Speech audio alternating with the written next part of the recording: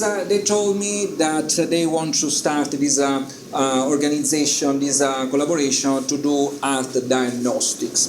So basically, in academia, university, this is called basically cultural heritage science and also conservation science, or just art diagnostics.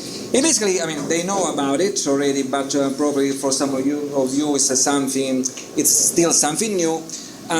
Basically, the idea is how science can help you, like art conservators, art authenticators, art historians, archaeologists, to figure out an object, how it was made, who made it, when it was made, and how it should be preserved. So for conservation. So basically, these are the main questions that science can answer. And so, for example, here some simple cases. We have a painting, and the back of the painting often contains a lot of information about his history, about his pedigree.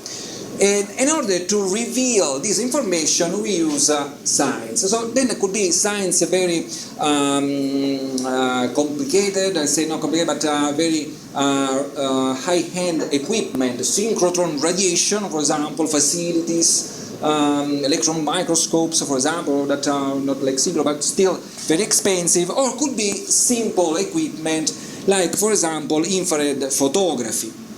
Infrared photography allowed to see these stamps for the manufacture of the canvas. And this information is very useful, so you can retrieve basically when this canvas was made, where, in which countries, and so you can understand the history of this painting.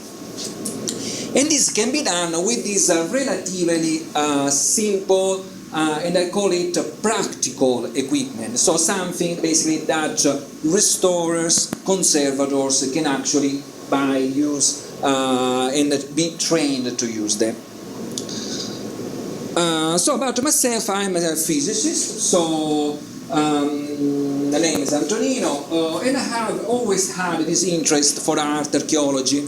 Actually, I wanted to be an archaeologist, but then I didn't like, I went to school, so I studied like Greek, Latin, but then I wanted to do something totally different, so I went to physics. But then when I was in university, there was a group working on cultural heritage. Actually, they were doing dating, pottery dating, so a method to do dating pottery. And I was interested, I continued then, and since then I've been doing this work, so with mostly with universities, so in Italy, and I've been doing a lot of, in these university groups, a lot of techniques. So I did some Raman spectroscopy, the chemists know about it. Then I was in California and in the US, also working on neutron imaging, also for analysis of work of art. I was working for some museum in this collaboration, so the Tate Museum, doing some atomic force microscopy, Metropolitan Museum doing terahertz spectroscopy, another new technique, prototypes, very costly, and convoluted to use. And eventually, so until 2011, I was in New York working, teaching at the Pratt Institute over there, teaching this kind of thing, these art examination methods. But then eventually, God blessed me. I had the illumination, I call it enlightenment. And eventually I thought that basically when I was working with this neutron stuff and also terahertz, atomic things, basically I felt during this year in academia that there was a gap between the academia, science, technology, this world, so basically the research done in academia, and technology, also the industry that produce tools, scientific tools, these spectrometers and something. And then the art conservation or the art sector, basically this world were very separated.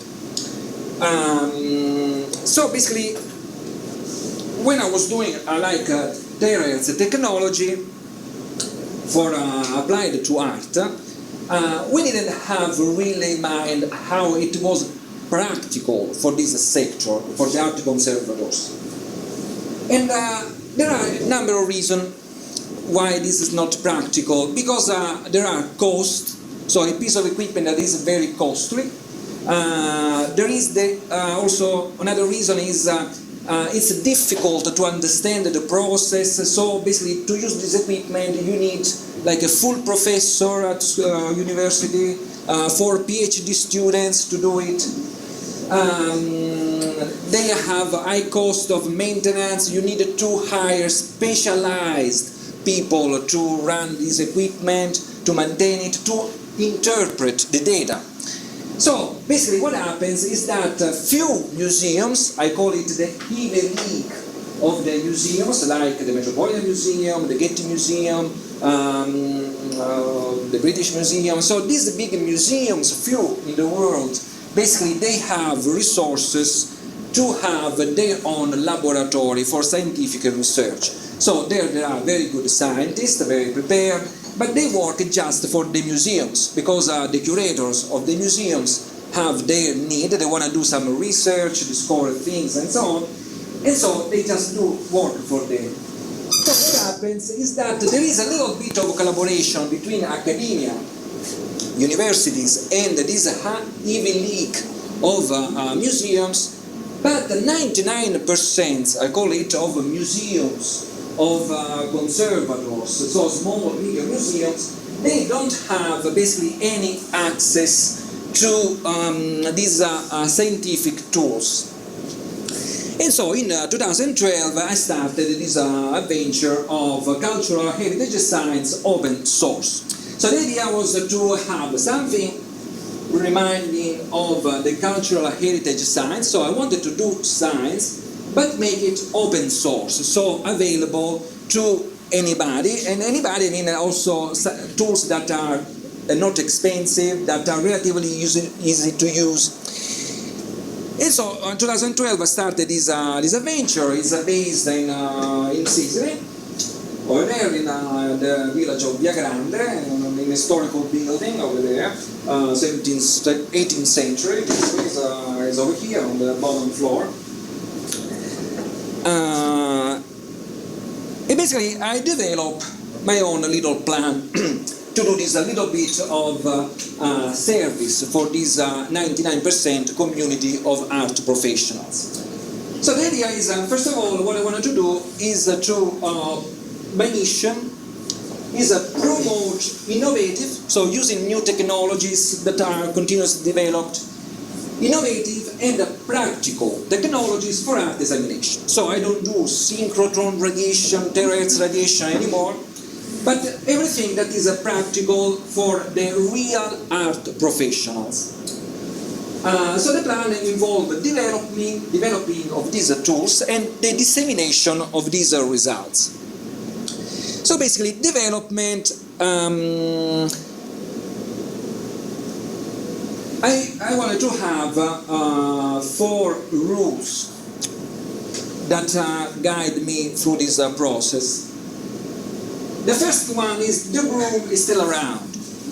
So I bought myself now, there is an electric broom, vacuum cleaner, a vacuum cleaner at home, and but I often ended up using the broom because it's the more practical. Eventually, because you don't want to have the cable, plug it, and then, so eventually the broom, is still. So even if you can see great ads about vacuum cleaner, and eventually we all buy a lot of vacuum cleaner during our life. I did it myself.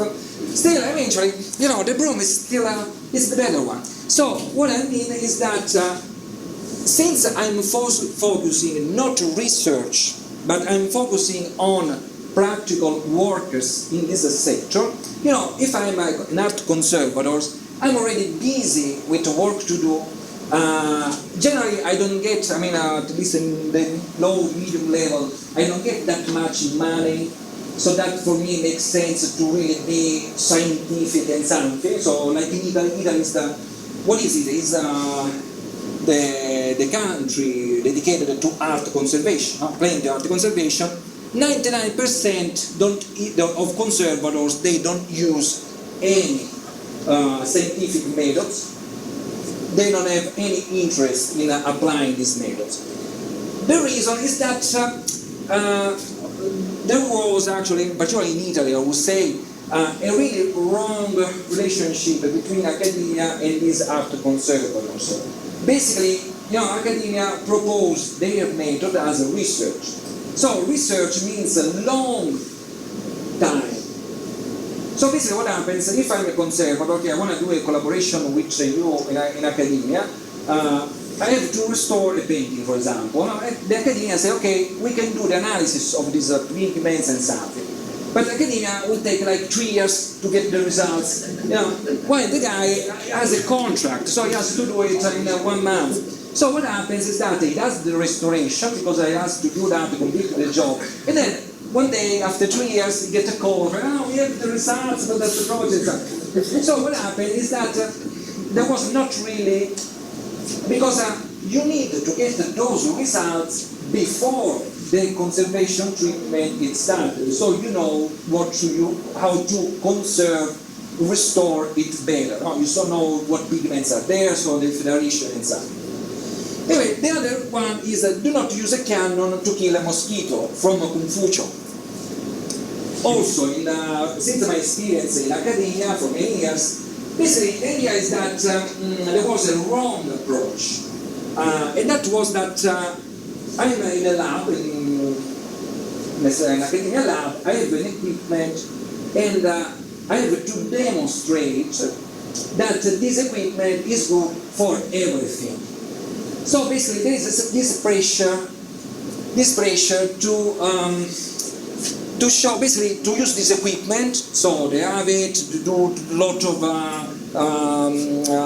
studies, something, time, expenses, using 2 full professor, PhD students, and then eventually to tell something that, it was obvious to the conservators. As an example, myself, I say I'm a sinner, I will say myself, I did that, I did this, so I know because I did. So for example, when I was doing a terahertz imaging, terahertz is a nice, interesting actually technology, even if very complicated and most of the time it doesn't work, that allow you to see through a painting. So it was used, one application is to see if a painting made on a panel, so on wood, between the painting, the surface, the paint, the ground, and the wood, in the middle there is a piece of canvas, because they used to glue a piece of canvas on the panel painting, on the wood. Okay, so basically this technique actually can make a scan of the surface, and basically you can reconstruct the structure of the canvas if it's there. So actually you get a nice picture of the canvas. So I was talking about this thing, and then one conservator say, okay, but if you turn just the panel on the other side, you see if there is the canvas or not. So why to make all this thing? Because also to scan just one piece, it takes an hour. Then you need students, doctoral students to interpret the data. You just turn the painting and you see it. So the idea is that I wanted to focus just on providing technologies that could provide at a little cost, an affordable time, knowledge, some results. Then of course it's different if you are talking about restoring the Mona Lisa or restoring like our painting that we could have in our museum. Because when we talk about Mona Lisa, there is a huge interest. There is a huge pressure on it, and then also there is a money to do that. So you can afford to maybe acquire all this equipment, hiring this scientist, and to do whatever you want. But in the workflow of the real conservators, you cannot. So do not use a cannon to kill a mosquito. Third is our 500, you recognize it, with my logo on it, and I compare it with a Ferrari. 500 is not fancy, it's not like but we can go places. 500 actually allowed people to go anywhere in Italy, in the 60s and the 70s, and 500 has a number of advantages over Ferrari. If something is broken, it's very cheap to repair it. It's simple, the structure of it. It's not going to be, nobody is going to stall it anyway. Also, that, it's important.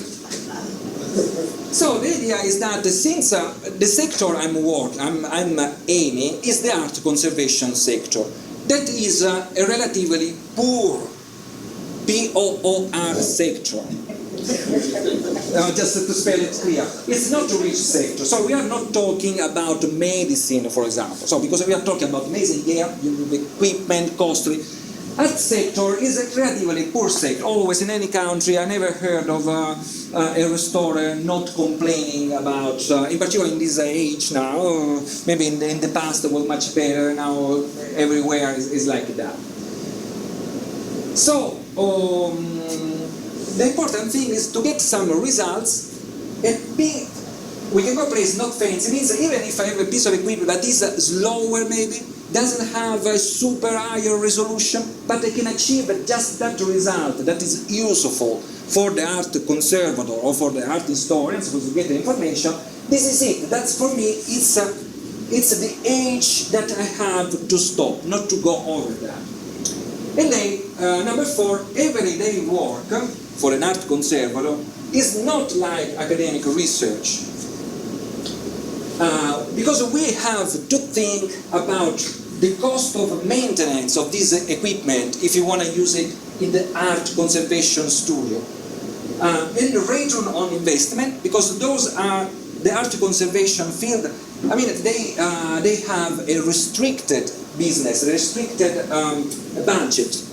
So return on investment, so if I spend 1,000 for equipment, I really need to be sure that I'm going to use this equipment. So the investment is justified. And then adaptability. So I want to think about technologies that I can use for the greater variety of artifacts. So I have to choose a piece of equipment that I can use on paintings, manuscripts, wall paintings, on historical coins, for example, stamps, historical stamps, documents, papers. So that are the tools that I would prefer. So I could use the art painting, the painting conservator, the paper conservators, a very large number of people can use it. Okay, so basically regarding development, this idea started in end of 2012, so in 2013 we've been more operating. Basically the idea is each year, while working in this process, to develop a new tool. So basically 2013 was about technical photography. We're going to see these things. 2014 panoramic infrared reflectography. 2015 multispectral imaging, and this year I'm working on a low-cost X-radiography system for X-radiography of paintings. So the idea is every day, every year to develop basically an affordable version, low-cost version of this different kind of things. So technical photography is already known in the field. I mean, it means infrared photography, ultraviolet photography. So these tools are very known as ages that they are used in art conservation. But there was not really, let's say, a unified manual, let's say, so that I can say, okay, I need this thing, these things, and I can set up my lab. So it was not like that. So there are very professional laboratories, there are the British Museum, National Gallery, they do plenty of technical photography, but everybody does his own way, so you don't ever know what they do, what equipment to buy, and something like that. So basically I wanted to make this discipline open source. Just to give a little bit of review, technical photographic methods. So basically we need what's called a full spectrum camera. So basically a camera that you can see from the close near ultraviolet to the close infrared. So this is the range in a nanometer. And basically, using this camera and the right filters and lamps, we can acquire all these methods, photographic methods over here. These are just the acronyms. We're going to see these in the course tomorrow, in the training. And basically the idea is that each one of these wavelengths can go a little bit deeper into the painting. So UV is good for studying the very surface, the varnish in particular of the painting, so to see which one is original, if there are scratches. Then the visible, of course, this method are to study the paint film, they go through the varnish, and eventually we have the infrared method that can go through the paint film and so understanding what's behind it. So under drawings, changes, pentimenti as we call it in Italian.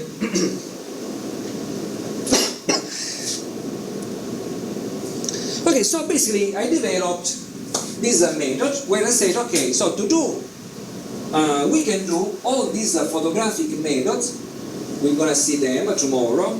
Infrared fluorescence, false color, infrared, reflected with fluorescence and visible, using a digital camera modified, this is called the full spectrum, and just a set of 4 filters.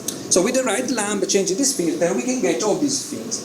Each of these images can provide us a little bit of information on the structure and the material that are on the painting.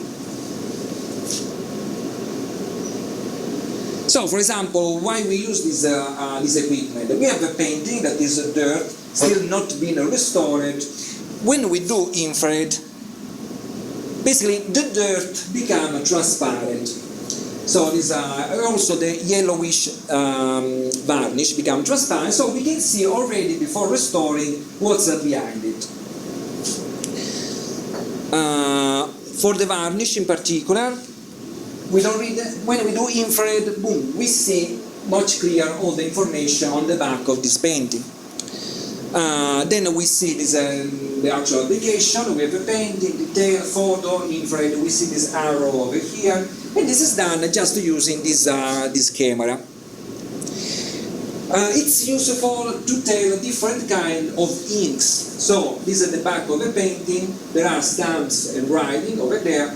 We see that while this in the infrared, while this is dark, remain dark, this one is totally transparent. So this is a carbon-based ink. This one is what's called the gold iron ink. That is an ink used in Europe during the 15 or around the 19th century, basically. And that becomes totally transparent in the infrared. So we can tell where there were maybe changes in the writing, in the document, just taking this picture. Another application, faded inks. Okay, over here. So this is we have the stamps over here that is barely visible in the visible photo. We do ultraviolet photography, and all the details of the stamps becomes more visible, more contrasted. And these are also images done with the same technical photography methods. Then the main application of UV photography is to tell retouches in varnishes. So basically these are areas where a new varnish has been applied over the painting. This is a visible photo where it is a wall painting, and in the infrared false color we can tell immediately that this area was restored because the blue of the sky turns here in another color. So it's a good, basically the idea is I use this method to have what I call an holistic overview of what's on the art object that I'm going to restore. And yeah, then I have to say that these methods, photographic methods, they are not analytical methods, not chemistry. So basically, from here, looking at this false color, I can figure out what these materials are. So I can guess. But this is just a guessing. So basically, these technical photography methods doesn't substitute the chemical methods, because chemical methods, spectroscopy and analytical examination, they tells you exactly what's in there, what material is there, and for sure. These methods are used for a preliminary, holistic, so all of it view. So that, for example, I'm a restorer, I do this infrared force color, I say, okay, here there is something, this is one of these is the original, and the other is the retouched one. Which one is original? So I call a chemist or a user, if I really need to get this information, I do analytical examination to tell what kind of pigment is this one and what kind of pigment is that one, if I need to know this information for my work. Then under drawing, we're going to see tomorrow in the course, this is a painting, this is another drawing that I made it on this paint, then I covered it with paint, and then I took an infrared photo, and so I see here the lines in the infrared, but then there is another method we're going to see, it's called the infrared transmitted, where I can see much better the drawing here, because some pigments, not all the pigments become transparent in the infrared.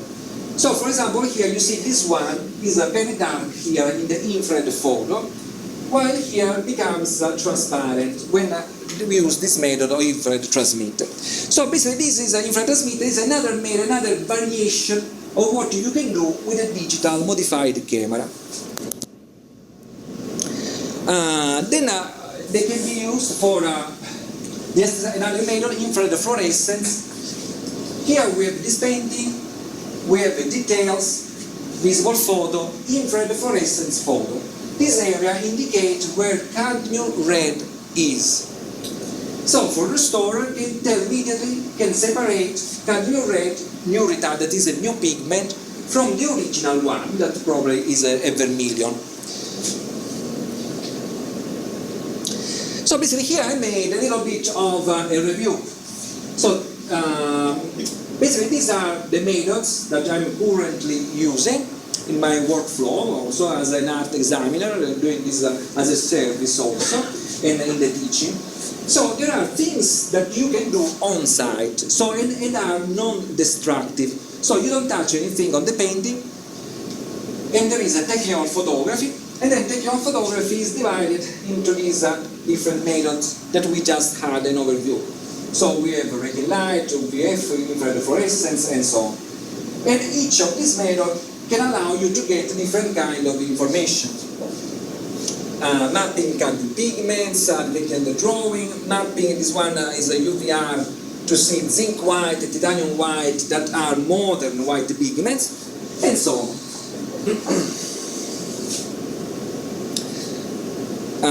Okay, then in 2014, also we developed this panoramic infrared reflectography method. Basically, the idea was to, in art examination, with a digital camera, we look at the very near infrared. But we use more expensive, actually, cameras, this INGAS camera, to see also in this range until 1700 nanometers. And the reason is that when we are looking in this region of the spectrum, so in the more far infrared, the pigments becomes even more transparent. But the problem with these cameras is that they are they are actually the detector number of pixels is very small. So it's in the order of like my camera 300 pixels by 200 pixels. So like a digital camera in the 80s, something like that. But you see what difference we have. Visible, infrared, infrared reflectography. So you see how much transparency we have now with this camera. But the problem is that the resolution is very short, very little. So basically, in order to have a good image of a painting, so for example, if I want to document with infrared reflectography this painting, I need to take all of these matrix of images and then stitch them together. This is what generally they do. And so basically the idea was to use a panoramic head, so an automatic head to cover all the painting, and with the stitching software to put all together. So basically with this method it's relatively cheap and relatively fast. While other solutions that were in academia were like using scanners that are good actually, but they are bulky, so you have to mount basically a structure and then you have this head moving over here and make the scanning of the painting. But that was a much more, it's a very good method, but much more expensive, specialized equipment. So it's something definitely that I cannot afford. So that's why I was looking for another solution. Then in 2015, it was about multispectral imaging. And it happens by chance actually, because I was contacted by a company doing multispectral imaging cameras. And actually I never made multispectral imaging before. So they said, you want to try our camera, something like that, so I tried. And the camera I was interested in was a very high quality camera, a very costly camera. So the idea is that I said, why this camera cost that much? Because this camera, they said, is a very sensitive camera. So it means that you can take an image just in fractions of a second. So very fast. In order to do that, you need a very high quality scientific camera. In particular, if you have low light. Okay, so this, when you do this multispectral imaging system, you have low light levels. So anyway, I said, okay, but what do you use these cameras for? And they said, we use it for industrial machine control, so machine vision. So basically, these computers see, for example, waste passing through a belt, and they can select different kind of material. So they need to be fast because they want to use these multispectral cameras for very fast application. For example, aerial imaging, so from the space, for example, taking images from the Earth to the satellite and so on. And so they cost a lot. And then I said, okay, but in our application, I'm photographing paintings, and paintings don't move that much. I mean, they're slow anyway. They move, but very slow. It's not kind of. So I said, okay, why I need to buy this expensive, super fast camera while my subjects are very slow? I mean, paintings don't move. So the idea, I developed is basically a method to use just the same camera, digital camera that I bought, to do also multispectral imaging. This is an advantage because basically when I do this work, I just bring with me one camera and I can do technical photography and multispectral imaging using the same camera. So it means that we have a lot of saving money, but also allows me after 2, 3, 4 years, I say, okay, you know what, now there are much better cameras, so let's buy a camera with higher resolution, for example. So I just buy one camera, I can do different things. And then there is this X-ray. It's a little bit under the hood still, so take a time. It's almost there. It's a very innovative. It's a very innovative stuff. Actually, very proud of it. I thought a little bit about it, but yeah. So this is what we do with the multispectral image. So the idea is that we have a painting, and basically taking this imaging, we can map the painting. So basically we can give the painting false colors in order to group together materials that have the same properties. So basically I can say, okay, I want to map red on these paintings, materials that have this kind of pigments. I want to map red pigments, the materials of the paint that are that kind of paint. So basically allows the restorer, the conservator, to see where there is a different use of pigments across the painting. So to see if this is intentional, so the actual painter wanted to use different pigments, maybe for two blues, for the red area, for some reason they were that. or maybe to highlight areas that have been restored. So with different pigments. Actually, then this multispectral imaging method is useful like for example, if you have wall paintings that are very faded, like artworks, art rocks, for example, rock art.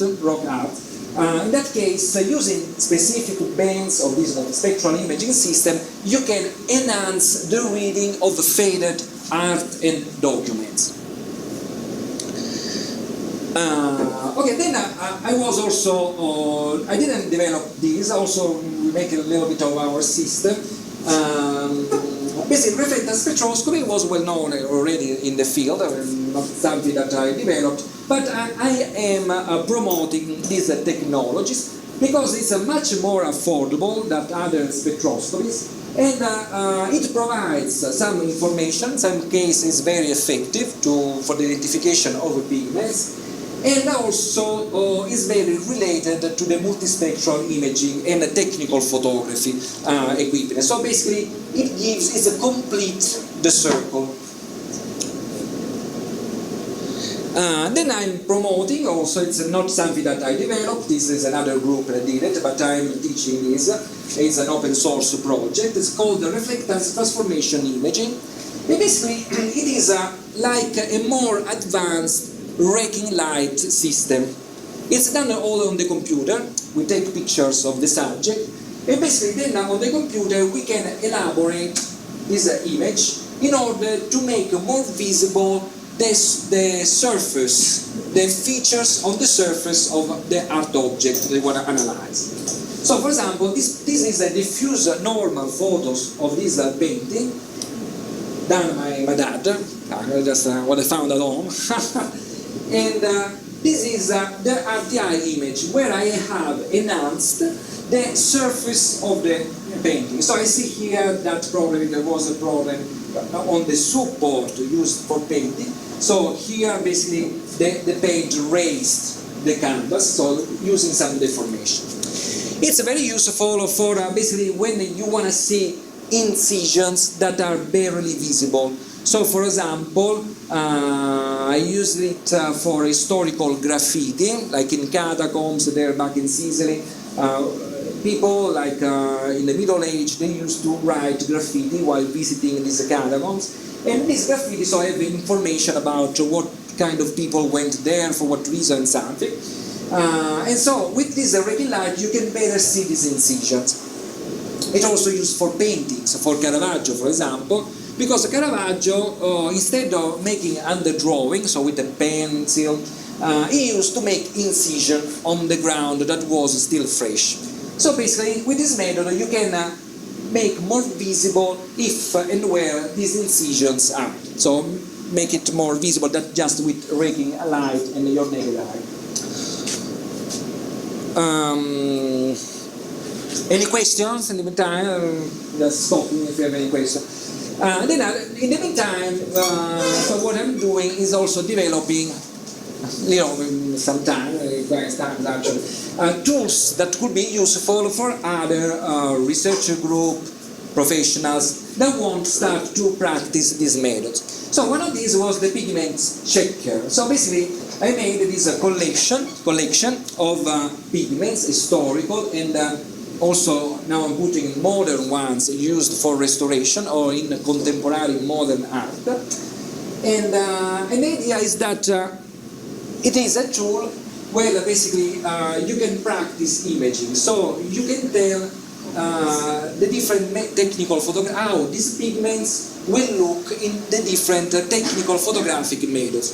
So we can see the infrared and ultraviolet, so I can compare, so I can train myself to recognize, identify them, and also using in the spectroscopy in general. So for practicing with X-ray fluorescence, Raman methods. So for those methods that are mobile in situ, so non-destructive, and I can check the pigments and understand that. And this is basically where we have been shipping all of these pigment check, launched in Europe and in the US, also in Southern Latin America. Okay, so basically, in order all this thing, because I'm not governmental, so in order this, so I don't get funds. So in order this project to be sustainable, I need an audience. So dissemination. So let know people there are these tools. So basically, then I actually can make an art examination services, training programs, delivering this piece of equipment. So I need a strong dissemination plan. So this is done with the publications. Publication, what I publish, basically my papers are about not just rarely I do a study of something, a study of painting, so we saw that basically I do practical guides. So I focus on a subject, so here macrophotography, reflectance formation, a practical guide to this method. So I tell people how to do this, so I made my test, this worked better, and so on. Practical guide to panoramic multispectral imaging, how to do this, what equipment, what works better, what not.